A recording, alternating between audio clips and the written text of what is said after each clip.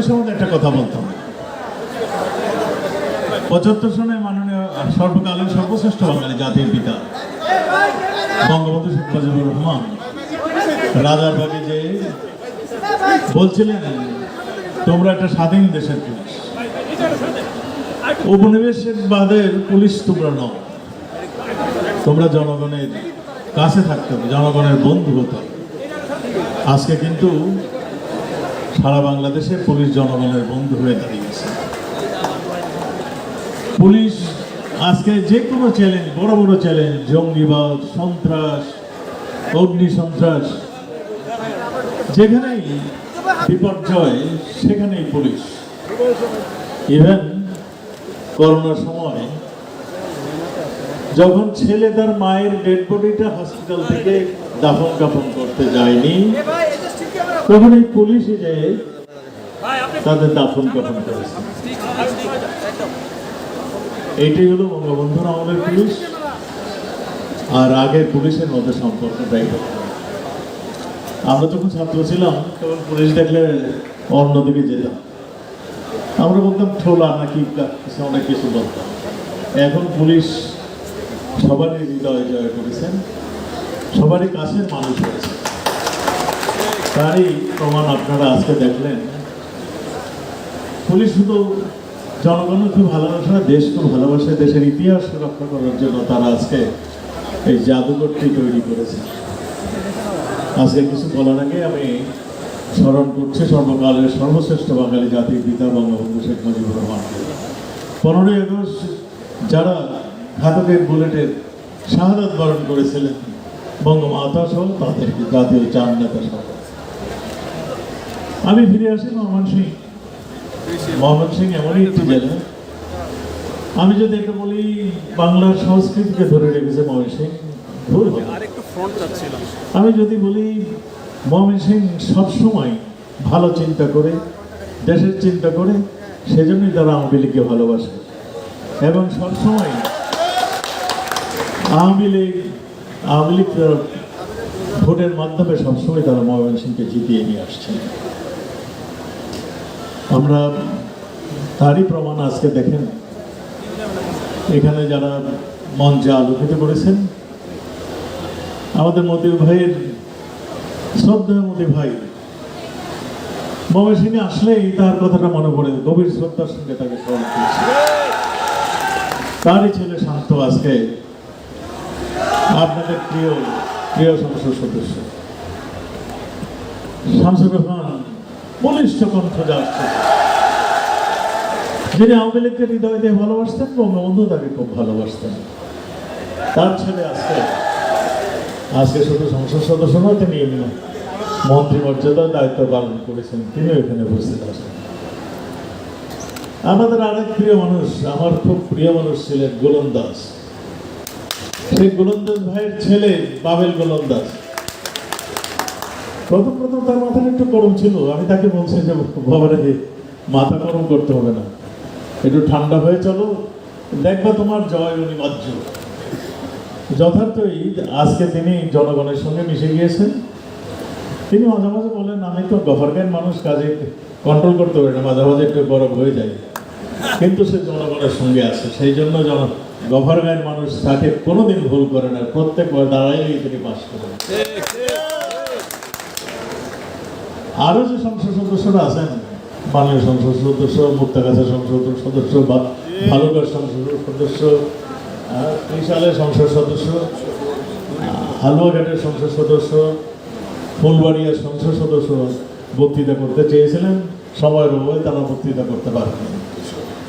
ঈশ্বরগঞ্জের সংসদ সদস্য সবাই অত্যন্ত ভালো মানুষ, দক্ষ মানুষ। তারা তাদের জনপ্রিয়তা আছে বলেই জনগণ তাকে ভোটের মাধ্যমে জয়যুক্ত করেছেন। এবার গণতন্ত্র এবার আমরা ইলেকশন, আমাদের যে নিরাপত্তা বাহিনী, আমাদের সরকার দেখিয়ে দিয়েছে যে একটা সুষ্ঠু নির্বাচন কাকে বলে। আমরা অনেক কোথায় অনেকের কিছুর কাছে শুনেছি, আমরা তাদের বলেছি আসুন নির্বাচনে আসুন, আপনাদের জনপ্রিয়তাটা দেখুন। আমরা যারাই আসছিল আমরা দেখছি যারা জনপ্রিয় তারাই পাস করেছেন। এখানে পুলিশের কোনো ধরনের পক্ষপাতিত্ব ছিল না। তার উদাহরণ হলো আমাদের পুলিশের আইজি, যিনি তার ছোট ভাই নির্বাচন করেছিলেন, তিনি ফেল করেছেন। তিনি ইচ্ছা করলে তো সেই অনেক কিছু করতে করেন, নৌকা নিয়ে ফেল করেছেন। তারপর আমাদের রেঞ্জ ডিআইজি ঢাকা, তার ভাই দাঁড়িয়েছিলেন, সেও ফেল করেছেন। এটাই হলো মানুষ যাকে চায় সেই ধরনের একটা নির্বাচনের মাধ্যমে আজকে সংসদ সদস্য নির্বাচিত হয়েছেন, দেশ আলোকিত করছেন এবং আপনাদেরকেও আলোকিত করছেন। তাদেরকে আমি সবাইকে ধন্যবাদ জানাচ্ছি। পুলিশ বাহিনী, নিরাপত্তা বাহিনী সঠিক কাজটি করেছেন বলেই আজকে উপজেলা নির্বাচনও ঠিক তারা সেই কাজটি করেছেন বলেই মেয়র নির্বাচন, সব নির্বাচনে একটা অসাধারণ ভূমিকা রেখেছেন এই পুলিশ। আমি পুলিশের মন্ত্রী হিসেবে নয়, আমি সবসময় দেখেছি যেই দায়িত্ব তাদেরকে দেওয়া হয়েছে পুলিশ সেই দায়িত্বটি সুন্দরভাবে পালন করেছে। জঙ্গি দমনের কথা মনে আছে, ট্রাভেলার্সিজা মানে ইতালিয়ান নাগরিক যিনি বাংলাদেশকে ভালোবেসে এখানে আসছিলেন, কর্নিও সুজি জাপানের নাগরিক যিনি বাংলাদেশকে ভালোবেসে এখানে আসছিলেন, এদেরকে হত্যা করা হয়েছিল। হত্যা করা হয়েছিল আমাদের দেশের অনেক মানুষকে। হত্যা করার অ্যাটেন্ড নিয়েছিল সুলাকিয়া মসজিদের ইমামকে হত্যা করার অ্যাটেন্ড নেওয়া হয়েছিল। শিয়া মসজিদে যে মানে ইমামকে গুলি করে হত্যার প্রচেষ্টাটা আপনি দেখেছিলেন। আমাদের খ্রিস্টান সম্প্রদায়ের ধর্মগুরুদের হত্যার প্রচেষ্টা দিয়ে গেছেন। আপনার বৌদ্ধ একজন ইসে বান্দরবনের এক ইসেকে হত্যা করা হয়েছে।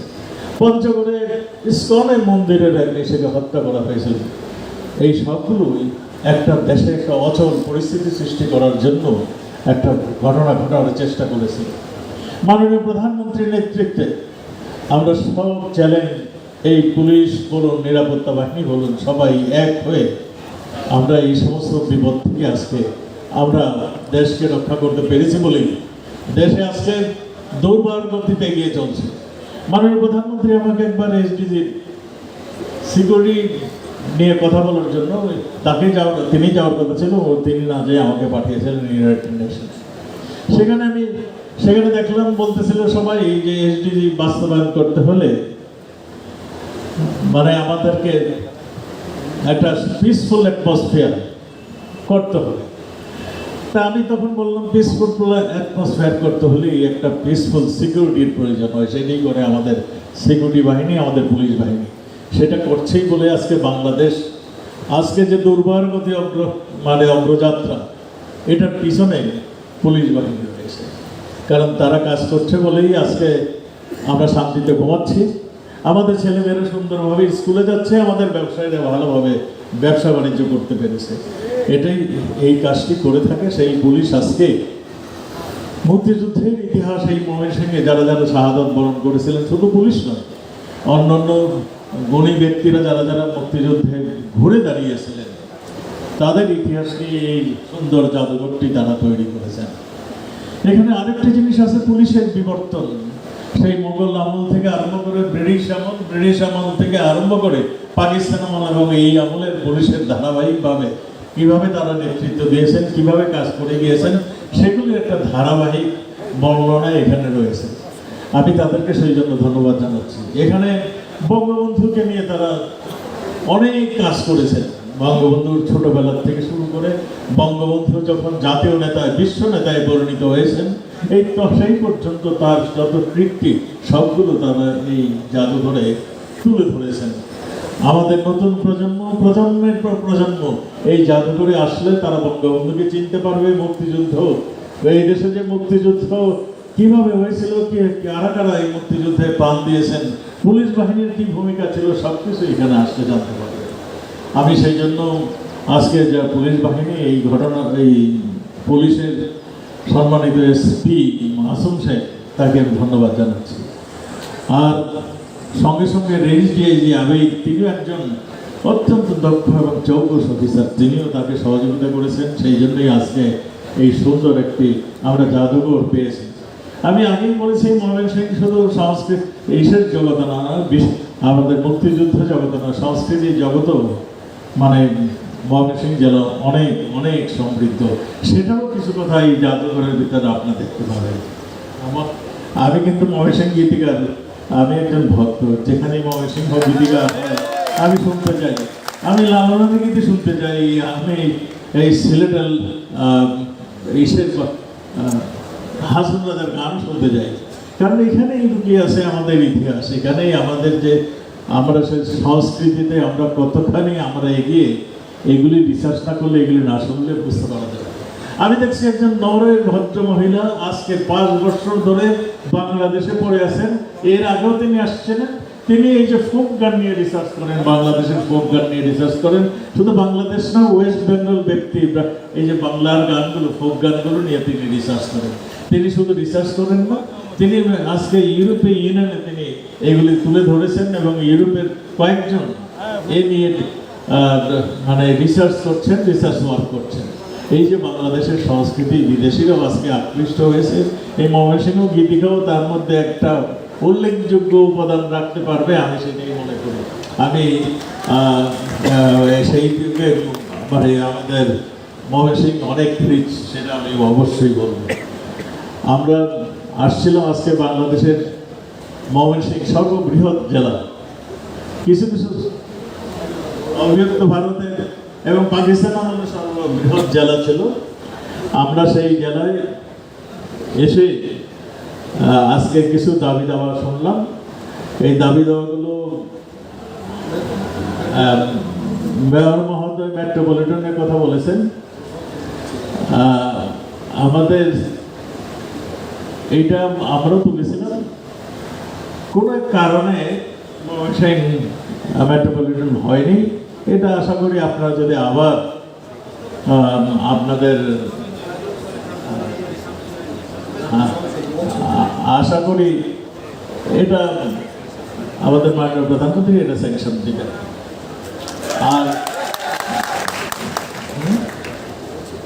আর আপনাদের আমাদের শান্ত আমাদের মাননীয় সংসদ সদস্য আরেকটি থানাকে মডেল থানার কনসেপ্ট আছে, কিন্তু মডেল থানা আমরা যেটাগুলি আমাদের একটা জাপানি মতো একটা ছিল মডেল থানা, সেই প্রজেক্টটা নেই। তো আমরা 300 নতুন থানাকে আবার আমরা আধুনিক থানায় রূপান্তরিত করছি বিল্ডিং সহকারে। আমরা এসপি সাহেবকে বলবো, ডিআইজি মহোদয়কে বলবো, এই 300-র মধ্যে যদি না থাকে নাম, তাহলে যেন খুব শীঘ্রই যায়, আমরা ওই 300-র মধ্যে এই নামটি ইনক্লুড করে দিই। তা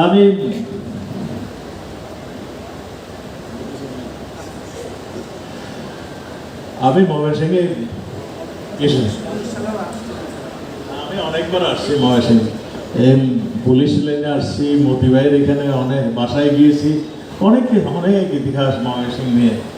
আমি আমার যখনই ময়মনসিংহ আমাকে ডাক দেয় আমি চলে আসি, এবং আমার প্রিয় মুক্তিযোদ্ধা ভাইদের সঙ্গে আজকে অনেক কথা বিনিময় হলো। 100 জন বীর মুক্তিযোদ্ধা ভাই এখানে আসছেন। আমি আমাদের পুলিশ ভাইদেরকে আবারও বলবো, আপনারা সবসময় এই যে দেশের কথা, মুক্তিযোদ্ধাদের কথা স্মরণ মানে একটা দেশের কথা আপনারা স্মরণ করছেন। আপনারা শুধু স্মরণ করেন নাই, মুক্তিযুদ্ধের সময় 25শে মার্চ বঙ্গবন্ধুর ডাকে আপনারা ঘুরে দাঁড়িয়েছে রাজারবাগের। তখন সশস্ত্র প্রতিরোধ কিন্তু আপনারাই তৈরি করেছিলেন, পুলিশ বাহিনী তৈরি করেছিলেন। আর এই যে ফার্মগেটের এটা আমাদের এসে দেখালো, সেখানে যে 2 পুলিশ বাহিনী দুপুরবেলায় আমার থেকে কথা বলে চলে গেল, রাত্রে কিন্তু আবার সন্ধ্যার সময় আবার আসছে। তখনকার হাবিব ব্যাংক এখন বোধ হয় এটা অন্য বিল্ডিং রূপান্তরিত হয়েছে। সেই হাবিব ব্যাংক একতলা বিল্ডিংয়ের উপরে তাদেরকে আমি বসিয়ে দিয়েছিলাম, তারা 303 রাইফেল নিয়ে সেখানে বসেছিল। প্রথম গুলিটা কিন্তু ওই 2 পুলিশের একজন করেছিল, এবং সেইটা 11:40 কি 42 মিনিটে একটা আর্মি জিপ খুব উল্কা বেগে আসছিল। তখন আমরা যে ফার্মগেটের ব্যারিকেডটা করলাম, কারণ বাজার থেকে তিনি ক্যান্টনমেন্টের দিকে যাচ্ছিল, এই ব্যারিকেডে এসে থেমে গেল, আর এই পুলিশ গুলি মানে প্রথম গুলিটা ছিল। পরে দেখলাম সেই আর্মিটা মানে কোনো রকমে লাফ দিয়ে জিপে উঠলো এবং ব্যাক গিয়ারে উল্কা বেগে চলে গেল।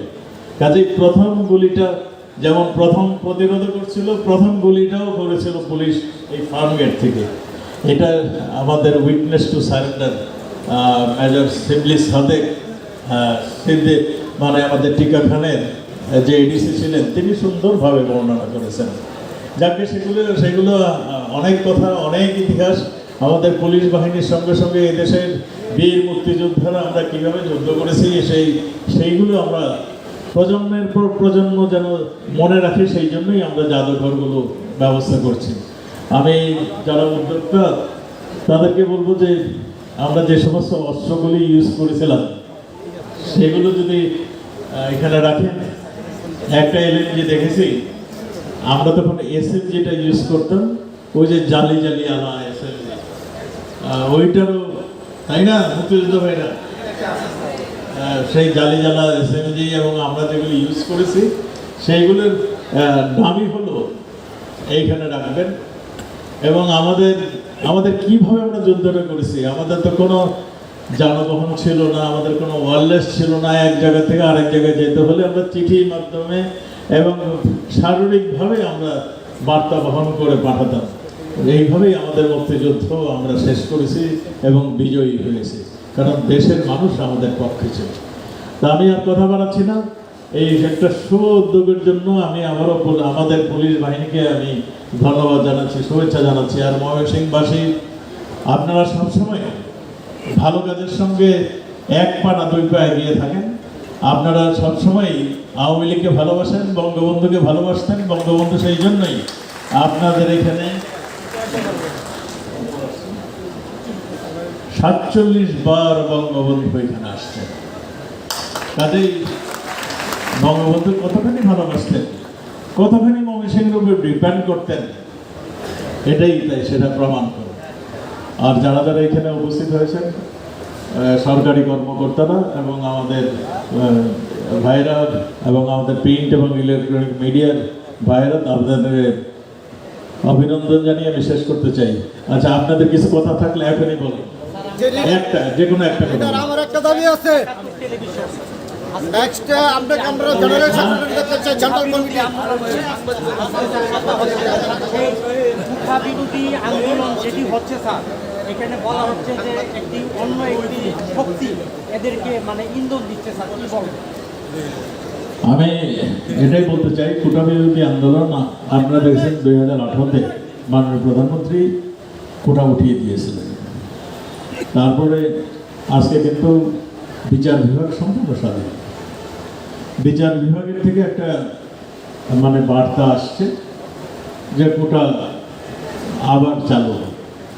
এতে সংক্ষুব্ধ হয়েছে আমাদের ছাত্ররা। তাদের যে দাবিটা ছিল, আবার প্রধান বিচারপতি কিন্তু স্পষ্টতরভাবে এই একটা নির্দেশনা দিয়েছেন যে যেই কোর্টের থেকে, হাইকোর্টের থেকে এইটা মানে করেছিল, রায়টা দিয়েছিল, সেই রায় স্থগিত করেছেন এবং ছাত্রদেরকেও বলেছেন তারা যেন উচ্চতর আদালতে যেখানে বিচারটা এটা চলছে সেখানে এসে তাদের কথা বলে, যাতে করে তাদের যদি কিছু থাকে তারা বললে সেই অনুযায়ী তারা আমাদের বিচারপতিদের বিচার করতে সুবিধা হবে, সেইটাও তারা বলেছেন। কাজেই আমি মনে করি তাদের একটু অপেক্ষা করা উচিত, তাদের এই আন্দোলন মানে থামানো উচিত। কারণ পৃথিবীর সব জায়গায় কিন্তু কোটা রয়েছে, পৃথিবীর সব দেশেই কোটা রয়েছে। সব দেশে কিছু অনগ্রসর জায়গা থাকে, যেমন আমাদের এই নৃগোষ্ঠীর জন্য আমাদের কিছু কোটা রয়েছে এবং এটা সংবিধানও সেটিই বলা আছে। এই নৃগোষ্ঠীর কোটা যদি বন্ধ করে দেওয়া হয়, এগুলি তো এরা কোনোদিন মূল স্রোতের সঙ্গে এক হতে পারবে না।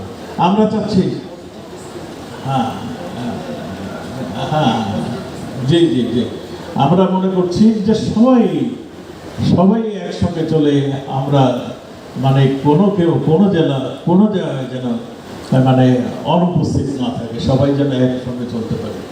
এটা একটা পজিটিভ সাইড আমি বলি। তারপরও যদি কিছু ছাত্র ভাইদের কিছু বলার থাকে, তারা এই রাস্তাঘাট বন্ধ না করে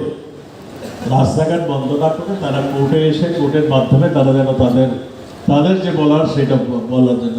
রাস্তাঘাট বন্ধ করলে লাভ কি হবে আমি জানি না, দুর্ভোগ বাড়বে, জনগণের দুর্ভোগ বাড়বে, যারা নাকি হসপিটালে যাচ্ছেন তাদের এই রোগীদের দুর্ভোগ বাড়বে, যেখানে যাচ্ছেন তারা বাধাপ্রাপ্ত হলে এই 5-6 ঘন্টা এখানে বসে থাকেন, তারা যে কি ধরনের অভিব্যক্তি, তারা যে কি বলেন ছাত্ররা সেগুলো শোনা উচিত। আমি মনে করি যে তারা রাস্তা অবরোধ না করে আর আমাদের প্রধান বিচারপতি যেভাবে বলেছেন সেইভাবে তারা যেন তাদের দাবিটা কোর্টে এসে তাদের সব কিছু বলে। আমি আমার মনে হয় আপনার ক্লিয়ার হয়েছেন। আর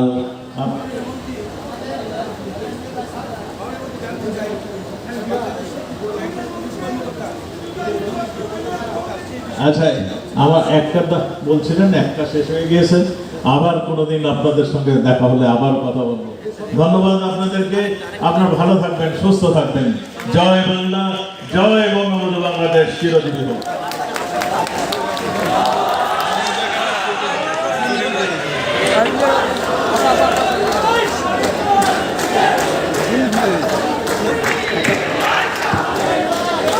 সম্মানিত অতিথিবৃন্দ, আমরা অনুষ্ঠানের প্রায় শেষ পর্যায়ে চলে এসেছি।